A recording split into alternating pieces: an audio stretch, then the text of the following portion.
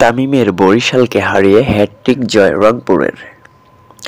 রংপুর রাইডার্সের শক্তিশালী বোলিং লাইন-আপের সামনে দাঁড়াতেই পারেনি ফরচুন বরিশালের ব্যাটাররা।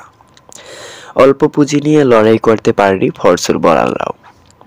সাইফ হাসানের অপরাজিত 50-তে সহজ জয় পেয়েছে রংপুর।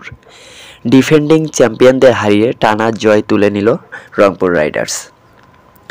মিরপুরে টসে হেরে আগে ব্যাট করতে নেমে 18 ওভার 4 বলে সবকয়টি উইকেট হারিয়ে 124 রান করে বরিশাল। দলের হয়ে সর্বোচ্চ 28 রান করেছেন তামিম ইকবাল।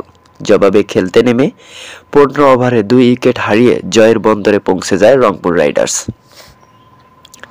125 রানে জয়ের লক্ষ্য খেলতে নেমে শুরুটা মোটেও ভালো হয়নি রংপুরের। 15 রানে টপ অর্ডারের 2 ব্যাটারকে হারিয়ে বিপাকে পড়ে রংপুর। তবে এরপর অ্যালেক্স হেলস ও সাইফ হাসান মিলে দুর্দান্ত এক জুটি করেন।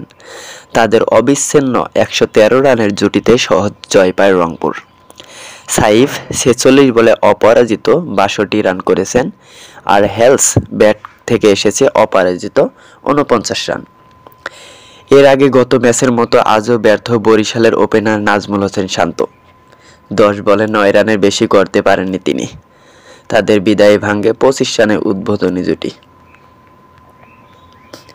তামিম ফেরার পর আর কেউ দলের হাল ধরতে পারেনি। মিডল অর্ডার কেউল ইসমাইল, মুশফিকুর রহিম, মাহমুদুল্লাহ সবাই যোগ দেন আসা যাওয়ার মিছিলে। শেষ দিকে মোহাম্মদ নাবি এক প্রান্তে আগলে রাখার চেষ্টা করলেন, রান আউটে কাটা পড়েন তিনি। আর সেই সুবাদেই রংপুর রাইডার্স বরিশালকে হারিয়ে হ্যাটট্রিক করেন।